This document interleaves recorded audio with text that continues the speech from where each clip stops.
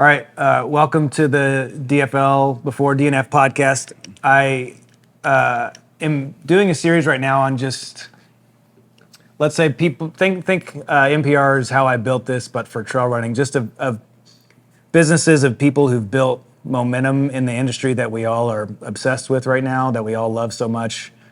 There's a lot of opportunity in the industry right now for entrepreneurial type people. So you've got, a business like Speedland or Satisfy, who they're innovating, they're doing interesting things, they're heavily invested into the idea and making it work of whatever it may be. But there's a lot of people in the industry right now who just love it, who are trying to do something in it. And I think today is no different. Though it's different, where it is different is that Mike isn't manufacturing shoes somewhere or doesn't have a sew shop, cutting sew shop, making clothes, but he is no less entrepreneurial in what he's building. And if you've been paying attention to sport, the elite version of the sport, or just races that are in really cool places, it is highly likely that you've seen, whether you know it or not, something that Mike took, but you probably know him by the all-time great Instagram handle of Shit in the Woods. So Mike McMonagle, welcome. Thanks, Josh. Thanks for doing this.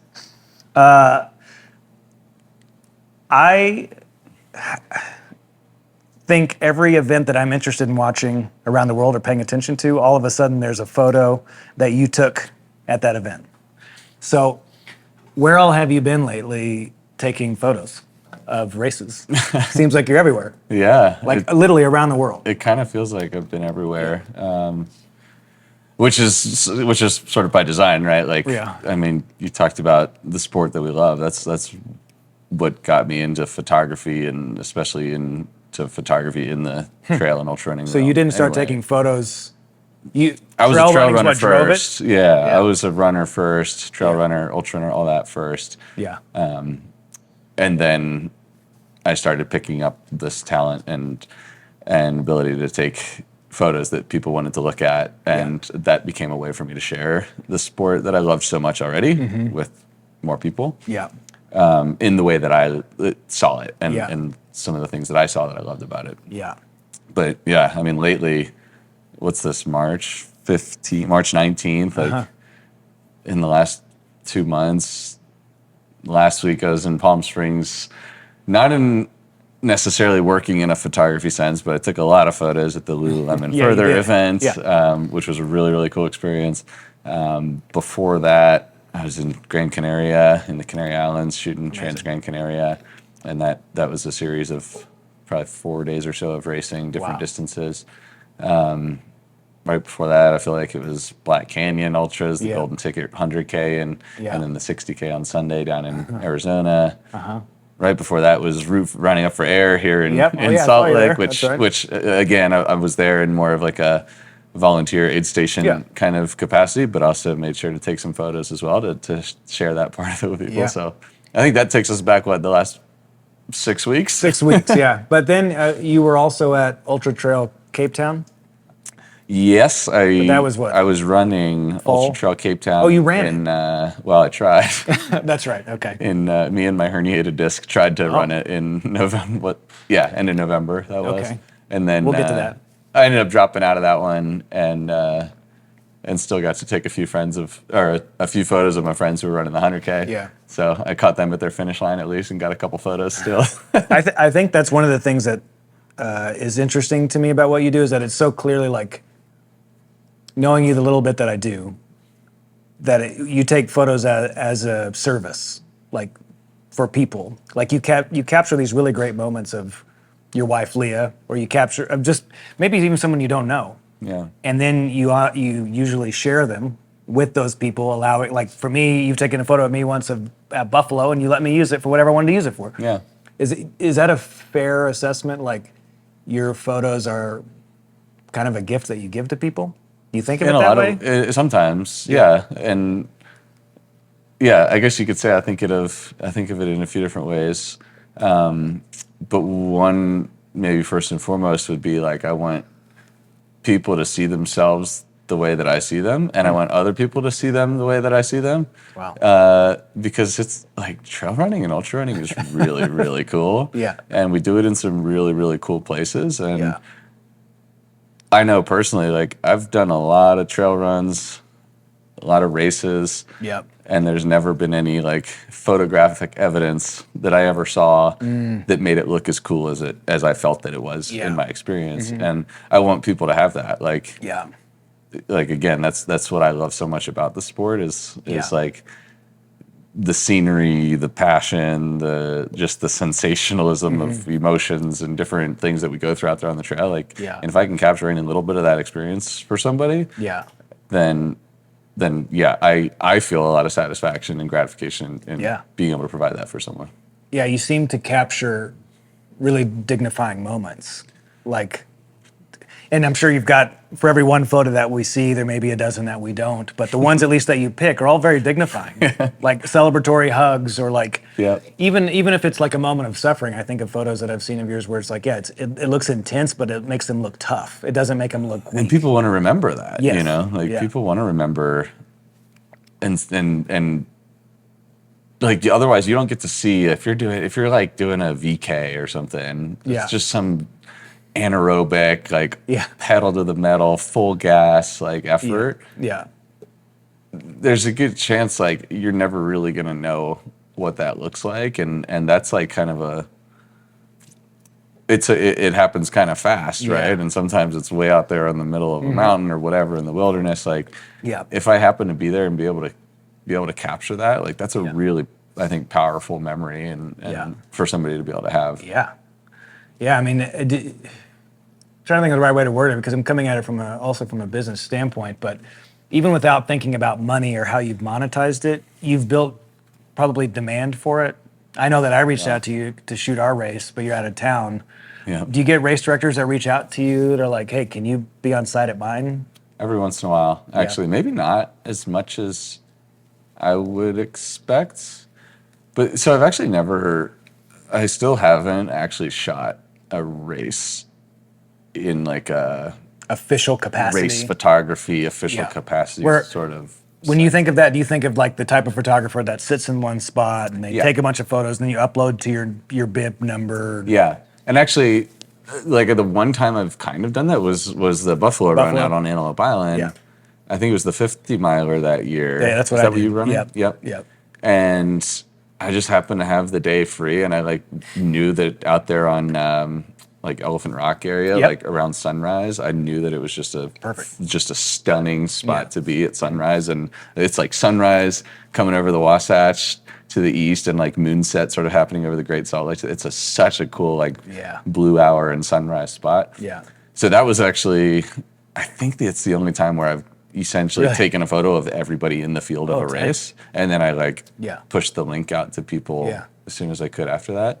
But I've still never like either been hired by a race or done that at a race and like sold the photos. Yeah. Which is kind of ironic to me, but maybe if you start to do that, it might take away some of the joy of it. Not just because you're more editorial. Yeah. Then like you're capturing moments, and maybe not everybody's going to have that like a moment. So it's hard to say you're going to capture everyone's moment, but when you capture a moment, it really is a great moment that you get from somebody. Yeah. And it's like you said, it's a huge gift. I appreciate that. Yeah. So when you're at all of these races, are you ever, like when you're traveling internationally, is either you or your wife running one of the races usually? Not necessarily. So you might just be going for... There have been, so I'd say once so far this year and once last year, I committed to sort of a personal investment trip, if you will. Like something that was a sort of a bigger, high-profile ultra race, ultramarathon race, that I believed I could offer a lot of value in like a photographic sense and sharing it with people. Yeah. But that I didn't have any like job or funding to go to. And so I kind of, but I also believe that like if I put up the investment and made the trip, that I could get a good return on that investment, either Yeah. in like making money from that trip and or in just like Building gaining awareness. some profile Yeah. and gaining some portfolio. What races did you choose for that? So last year it was the World Championships in Innsbruck, Yeah. the World Mountain and Trail Running Championships was cool. in Innsbruck, Austria, which was such I cool. can't imagine how oh great my that was. God. Yeah. We got, so Leah and I went in to the same event, the World Championships it was just the year prior, because of, I think COVID had like thrown off timing. So they're usually every 2 years. Yeah. But there was one in like November 2022 in Thailand that Leah was running on. Yeah, I remember my that. wife. Yeah. And so I got to be there in Thailand for that one and not really in a crew capacity. Like really I was there as a spouse. Oh. The team, like Team USA stuff, they have a crew. they Yeah. have their strict crew rules and all Yeah. that. So I wasn't even there in a crew capacity. It was really just in a spouse and company capacity. Yep. And so I took a bunch of photos there and ended up making a little bit of money off of some of that. But then I was like, the World Championships was such a cool experience. And like it was an element and sort of a flavor of trail and ultra running that I hadn't seen yet. Yeah, I mean, it doesn't feel, and this is just observational, not judgmental. It doesn't feel very American. Like there's something happening No. in those that I don't recognize. Yeah, well, and it combined everything from a VK, like a vertical kilometer, a short, like they called it the classic category, which was kind of like an up and down, maybe 10K or so. Okay. Trail race. And did Leah run the 100K? Then there was a roughly marathon distance, and then there was like an 80-ish K, 80-ish, roughly yeah. 50-mile distance. Yeah. So that's the one Leah did. Yeah. But it combined all, like those were all in like a 3 or 4 day period. Yeah. And then you had people from countries all around the world represented. Like it was just this like huge international, but like there was this team aspect to it that was new, and like the combination of different talents and different distances. That's like awesome. it made it a really, really cool event. And so then yeah, last year, 2023, there was already going to be another one because of the weird timing thing. So there was another wow. one in Innsbruck, and I kind of couldn't resist. Yeah. And so that was one that I committed to without any like paid gigs or anything. And Yeah. I don't remember now the details on that, but I'm pretty sure I like at least about broke even Oh, on really? that trip. To brands? Who's buying them at that point? Either brands or like brands that sponsor the athletes that I'm getting photos of, Yeah. or maybe some different media companies or like podcasts or kind of things Nice. like that in the trail running space. That's cool. That might throw a little bit of support. So that was Innsbruck, and then this year Transgran Canaria, going to the Canary Islands. That was a race that I had done myself 2 or 3 years ago. Yeah. Loved it, and I knew that this year it was going to be a really, really like high profile competitive event. Mm-hmm. And I didn't think Courtney, Courtney did she was win that there. one? That was the Yep, first she one. won it. Yeah. And actually Walmsley was supposed to be there, but he ended up kind of backing out relatively last minute with I think just a little bit of an injury or something that he was nursing. Yeah. But regardless, it was still a massively competitive race. Yeah. And yeah, on the American front, in the long one, you had like Courtney and Zach Miller was there, and a number of other international awesome. runners. So, anyways, I committed to that. I was a little bit familiar with the course and the island already, having been there a couple of years ago, and just knowing it was going to be like potentially like a really, really cool Experience story and all a bunch of around. cool stories unfolding. So, Yep. so yeah, and that one I ended up like I said, I committed to it like maybe in January, like a month and a half or so beforehand, and Yeah. I mean, I ended up, I think, maybe at least doubling, like the amount I spent on Nice. the trip in revenue. Yeah, I mean, so that we laughed a little bit before when I was like, "Hey, I'm doing profiles on Speedland and Satisfy and Tailwind and Shit in the Woods." Right. And you were like, "Well, I don't belong." I don't in belong in that category But- at all. Where you, in my mind, absolutely do is that what each of you have in common is that in your own way, you're investing all in different ways, but you're pushing the sport forward in a way that is gaining attention. Mm-hmm. So even if it's not a discussion around monetization, I would venture to say there's nobody, this would be a double negative. So everybody knows who you are. Let's put it that way. Okay. especially in trail running, they've seen even. I mean, I don't even know if I could say that they've seen your photos but don't know your name. Most of the people know shit in the woods. You know, they know that handle. And so then you can go to a race and you can double your investment. Like this is all evidence that you're the right person to be talking to about this. So when you talk about investing to go to Innsbruck or investing to go to what is it called again? Gran Canaria. I never know how to say Gran Canaria. I mean, why are you making that investment? Is it because you want to do this as a career long term, or like what's in your head? Like, where's your ambition at? Yeah. Yes, I do want to do it. Yeah. Career or something tangent to this. Yeah. As kind of a profession long term. But like ultimately it goes back to like I just freaking love doing it. Yeah. Like, Yeah. Like, isn't that nice when you can love something and that much because I love and it make so some much, money? and I realized I could make some money. I started over the years realizing I could start making some money off of something that I just truly love to do and truly love to share with people. Yeah. That gives me that kind of glimmer of hope, that sort of North Star that like maybe there's a way I could actually make a living off of this. And am I there right now? Like I asked you before we started recording, like I'm curious what your impression of of my business and what I have created is compared to what it actually is. But like I'm getting there, I feel like, and I think that I've proven to myself that there is a possibility to make this like a more sustainable kind of long-term living. And I, of course, see other creatives in the space or in other spaces who have been doing it full time for quite some time and are making a good living. And like, so I know it's possible. Yeah. And I'm trying to show myself that it's possible for me. Yeah. Yeah. I think like you've built demand without necessarily fully knowing exactly what your product is, if you know what I mean. Like people like what you shoot, the stuff that you put out there, even if you don't exactly know how the precise way you're going to make money off of it.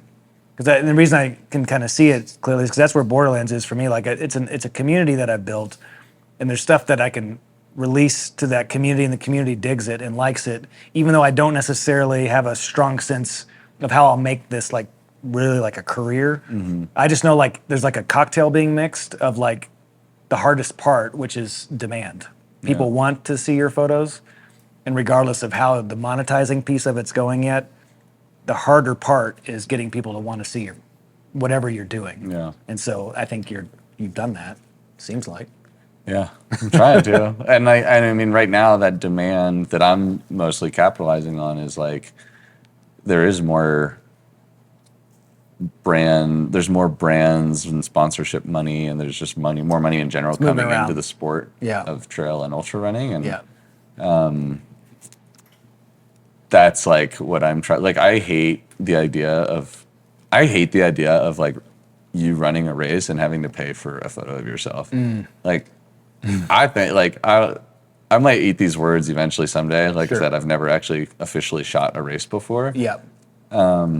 But the race directors that I have talked to about doing that, or if anyone has reached out to me, I have asked that they pay me like, a day rate or whatever, an agreed upon rate to shoot the event, and that we provide the photos to the runners at no cost. Yeah.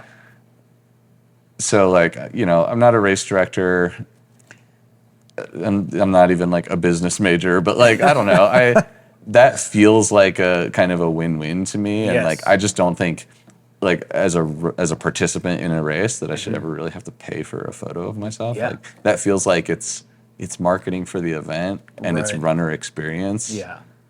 And it's photographer experience too. I don't know. It's like, well, that's what I think on some levels makes you a little bit of a disruptor, even that word's a little bit overused in business, but because most of the times if a photographer wants to license out their photo for particular uses. So if you were to go, if you take a great photo of Walmsley, you would license it for social use and get X dollars. And Walmsley's different than XYZ trail runner at Buffalo 50. But if you were to take a photo of XYZ runner at Buffalo 50, and that just got to keep it, like you let me just keep mine, like that's that photo becomes that person's like profile photo for a long, like they're super proud of it compared to the person who's on the trail.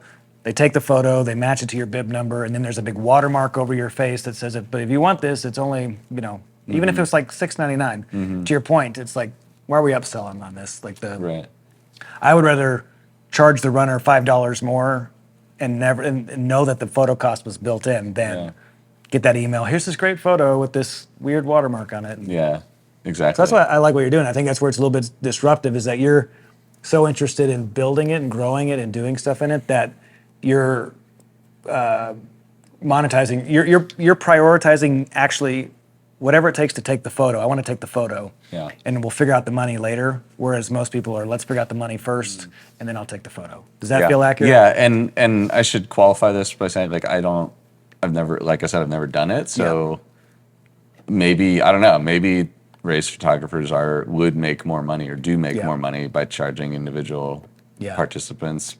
Sure. Yeah, it's possible. Or $30 a photo or whatever. Like, I'm sure that depends on the race, but. Well, the reason I reached out to you for the Salt Lake Foothills 50K is because I wanted your editorial. I didn't want individual runner photos. It's because I want to take your photos and use them to market the race next year. And I think there's a tremendous upside to, if you can capture those sort of dramatic moments with dignity, those are really great photos to use for. Yeah, and I'm glad you say that and I'm glad you reached out to me for that reason, because it makes a difference, right? Like, you can go to a race website and, like, you can tell they've put some amount of energy or investment into like creating a visually aesthetic event. Where, like, you go to the website and you see the photos from it and you're like, oh, okay, I want to run that race. A quality photo can some ways act as a proxy for maybe the aid stations are good. Maybe the starting line experience is good. Like, it's like it acts as that, like, if it's a high quality representation of everything else that's happening, that's tremendously valuable to a race director. And I don't know if everybody is affected the same way by that, but it definitely impacts me if I go to a race website and I see that they care about their, like, the aesthetic and capturing powerful visuals of the course and of people on their course. Like, well, when I reached out to you, it's because we were going to buy some ad space on Ultra Sign Up.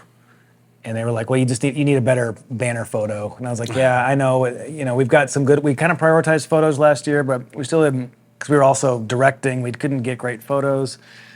Like, well, the photo, we're not going to run your ad with the photo you got. And I was like, well, that alone is like, even if you're a race director, spend a ton of money. Maybe 1 year you could use those photos for the next 5 years of your race. And so that's when I texted you that night, because I was meeting with the co-race directors. Like, let's see if Mike's in town. Next time. Yeah, for sure. So this was funny to me. You, when I first met you, I was screening a Billy Yang film at a tea shop that I owned. And you and Leah came in and we watched it. Kind of stayed in touch a little bit, and then we had coffee a couple times. You won the inaugural year of the Ute 100. I was like, oh, that's crazy. You're a great runner. To me, you started to already become like a photographer type person. Just like that's where you were living in my brain. Like, Mike's a photographer. And then Leah, in her sort of rise in the sport, you've been support. Like, you've been number one fan. At least that's from my perspective.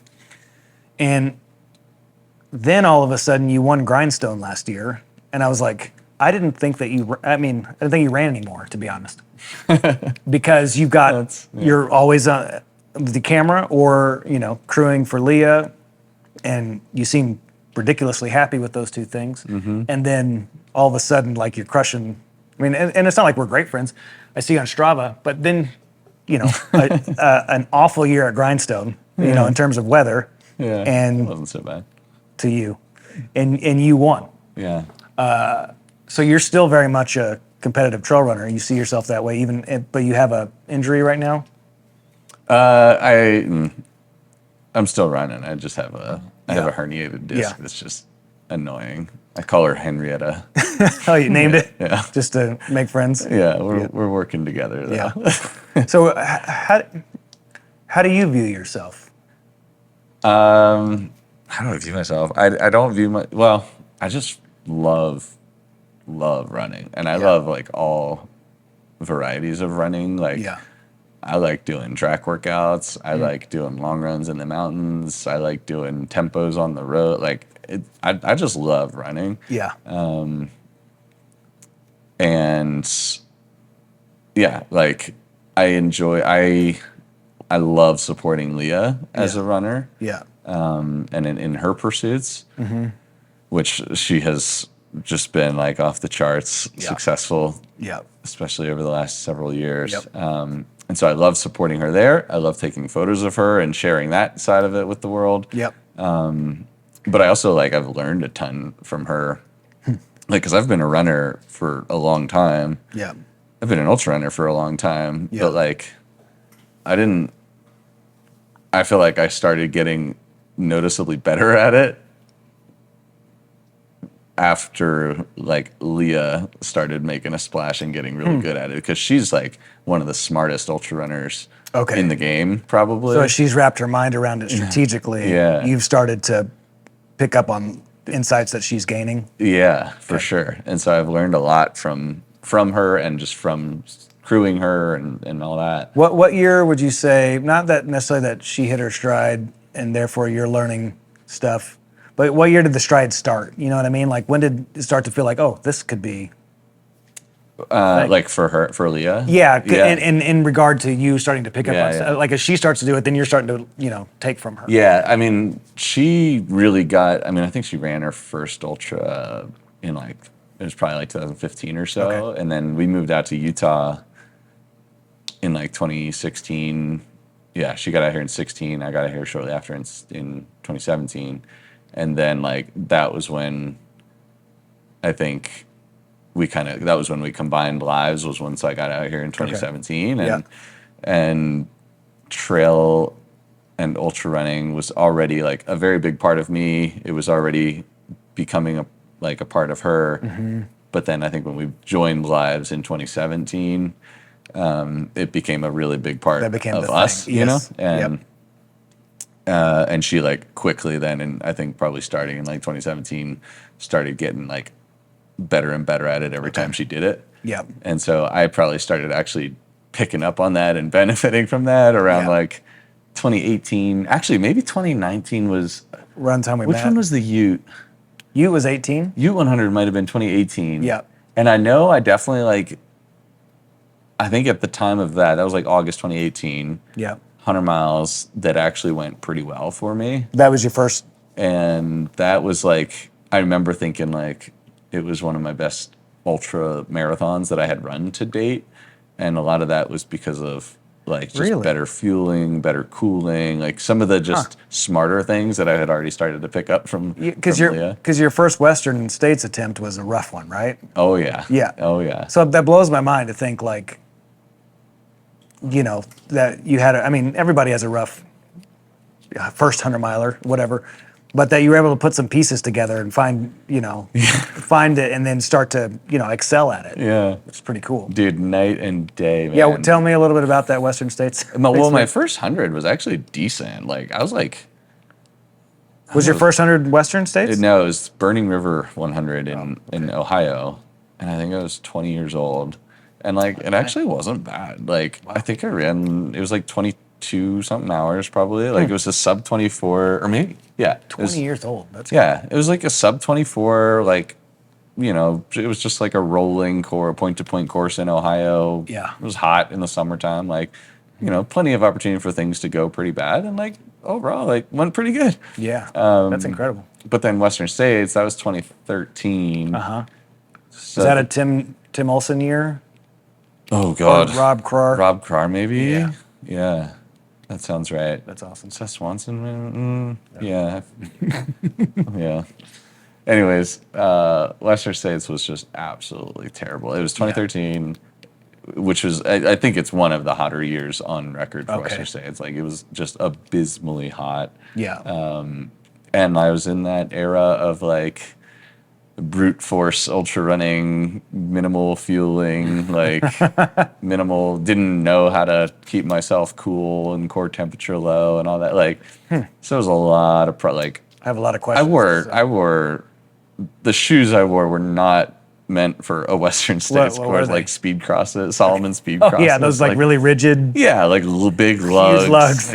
And my feet were wet for the entire. Anyways. Yeah. So the best thing that came out of that though is that I was a golden hour finisher. Oh, congrats.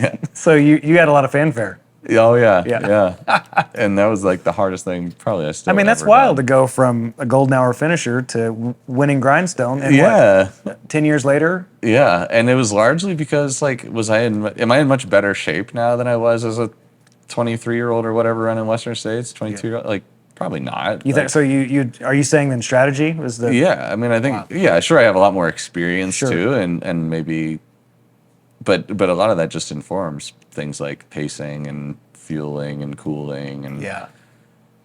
just energy management, like all the stuff that I think goes into running 100 miles well. Yeah. So, yeah, I don't know. It's kind of cool. That's amazing. It's kind of been a cool journey. I think when I first met you, you had talked about you had run one of the UTMB races, maybe 2017, 2018. I have a TDS. Or, yeah, actually still so far, the only thing I have there is a DNF at TDS. Okay. Yeah.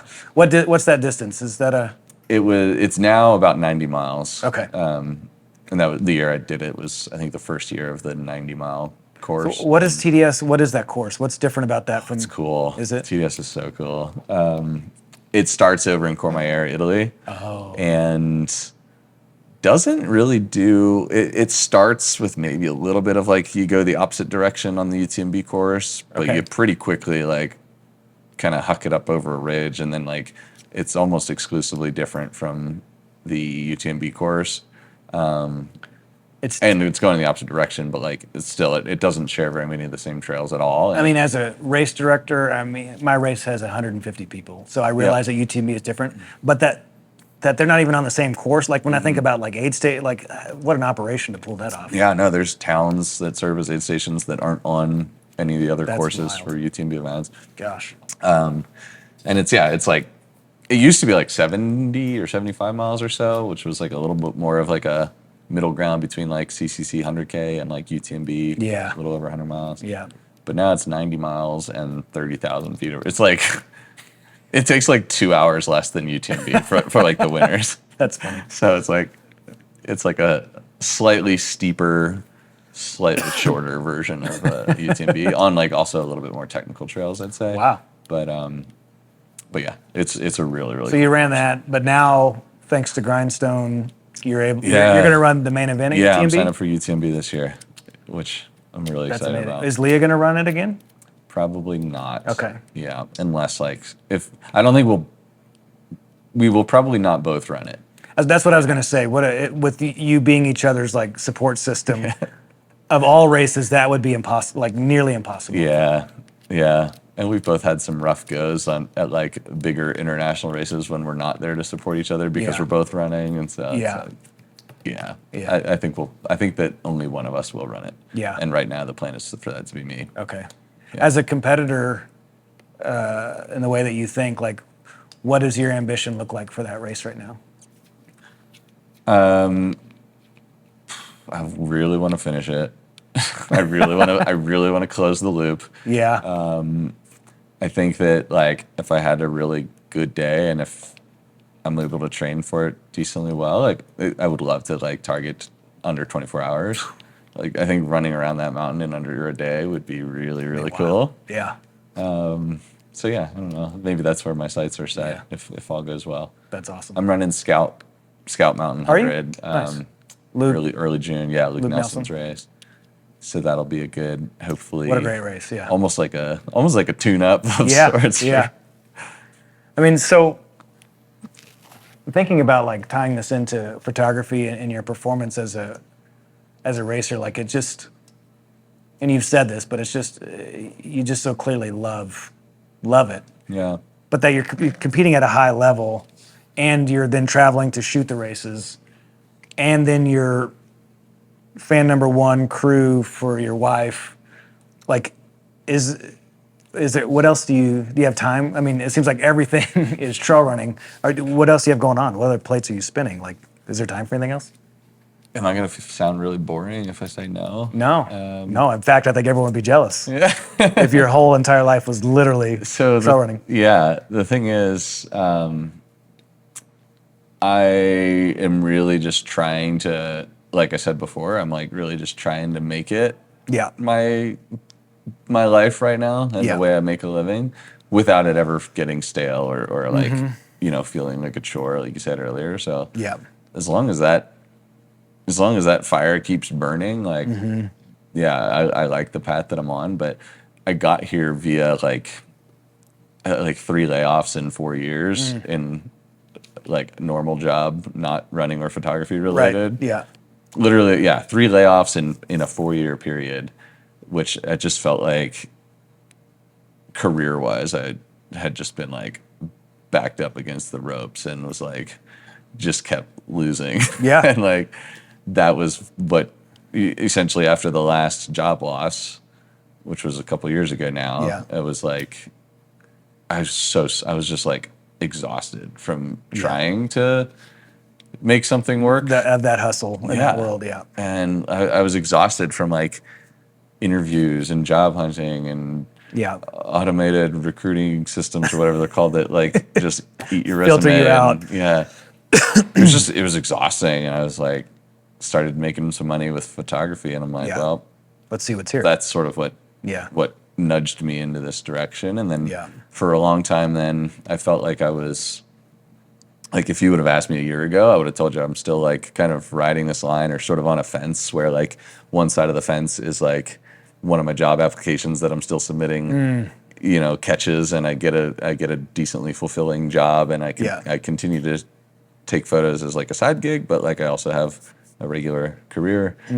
The other side of the fence is like, fuck all that. Yeah. Just take photos and, Yeah. and see if we can do it. Yeah. And sometime in the last year, I've definitely fallen more towards this side Fuck it. of the fence. And yeah, so Necessity is the mother of invention. Like it is so, like you're in that place. Maybe your back's not against the wall. It's not like a Rocky story necessarily versus Drago, but it is like, like it's motivating. Like it's like, hey, like I've got to put some hustle into something. I can increase my hustle in trying to get another job, or I could take that same energy and put it into this thing that would just be the most fulfilling, life-giving thing.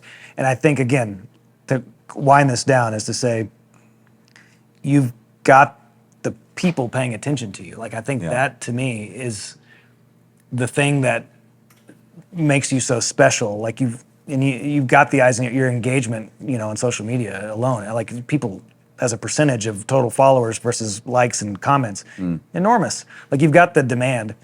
And so it's just from my standpoint, it's just like it's obvious that the there is there, and it's just a matter of like it'll be fun to just watch and see where it goes. But keep capturing moments and giving even slow runners dignity, and it's just like how can you go wrong? Yeah, I agree, and I want to add, I think that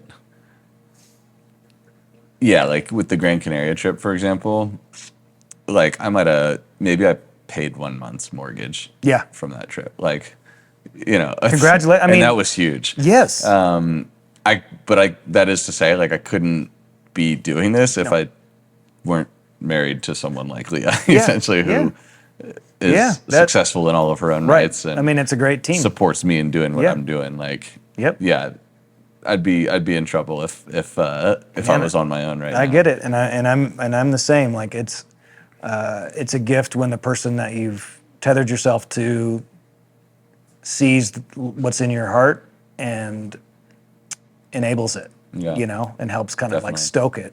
Definitely. So I mean, of course it takes two. It's hard. Yeah. So, thanks for joining me today. Thanks, Josh. I look forward to seeing where you go from here. Can't wait. All right, see you.